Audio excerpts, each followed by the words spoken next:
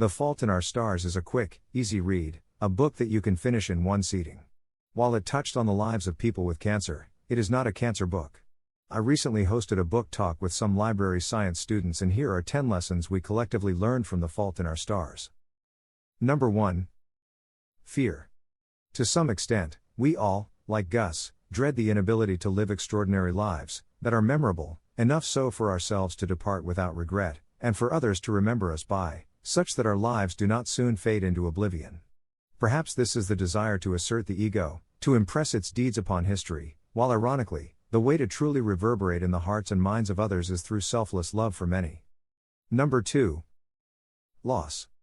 Hazel initially tells Gus that though she likes him, she can't let him develop attachment to her, lest she hurts him with possible sudden death due to her illness, even if he is aware of this possibility. Yet, to not love or to end love due to fear of loss later is already a loss now. Between two lovers, one always departs first. The challenge is to love without, or at least, with less attachment, despite our mortality, and because of our mortality. Number 3. Love. As life is truly unpredictable, with a 50-50 chance of death arriving in this moment whether we are terminally ill or not, the truth is, all loving risks heartbreak. Always. Yes, always. Okay? Okay. Those who watch the movie will get this reference, yet, our love need not be as fragile as our lives are. Our hearts should be all the more stronger and braver, to better cherish the fragile, especially since they are fragile. Number 4. Afterlife. Gus expressed definite faith that there must be some form of afterlife, without which life would seem pointless, while Hazel suggested that perhaps there is no point in the first place. Either way, it makes sense to live life fully now, for it is a fuller life that ends the most fulfilled, even if death is the end of it all. Even if not, it is still the fuller life that leads to a fuller afterlife. The fuller life begins with this moment fuller lived, now. Number 5. Pain. Does pain demands to be felt? Pain has no actual demands, while we can demand ourselves to understand it instead, to learn what we can from it, be it physical pain from illness or mental pain from heartbreak. It is through how we respond to pain too, that we come to better understand ourselves, both our weaknesses and our potential for strength, which is necessary for overcoming and making peace with pain. Number 6. Life. Hazel's mom says she doesn't understand why her t-shirt has a picture of Magritte's pipe while it says this is not a pipe. Hazel replies that, it's a drawing of a pipe. A drawing of a thing is not the thing itself.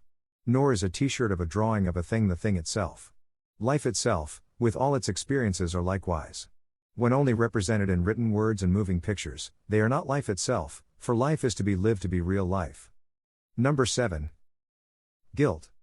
While we easily understand survivor guilt of caregivers, there is non-survivor guilt too, the fear on the side of the ill, for possibly letting down their caregivers when becoming more ill, and eventually dying, which might leave them heartbroken or even existentially lost. To overcome guilt on the two sides, may both parties be ever more mutually appreciative, to do their best to relieve each other's fears, and to owe joy as well. Number 8. Significance. Realizing he will soon die, Gus lamented that he had always imagined that he would be a celebrated hero, someone special. Hazel assures him that he is already special, especially to her, and that this ought to be enough, given his constraints. He already has her love, his family's, and having experienced the world as it is. Not only is all this not nothing, they are significant. It's a good life dash when we count our blessings. Number 9. Infinity. Though we want more blessed lives, with more years to live, the true blessings come from what we make of what we already have, and they are often more than enough. Time is what we make of it. Some infinities are bigger than others, for within even a short span of time is a little infinity, of countless infinitesimal moments to be eternally grateful for. Why not have pre-funeral eulogies to remind one another of them? Number 10. Stars. Is the fault in our stars when it comes to our misfortunes?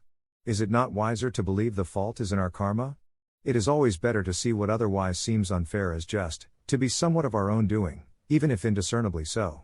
This is not so much to give ourselves a guilt trip, but inspire a greater sense of acceptance, responsibility and will to outdo our circumstances, to reconfigure our karmic stars.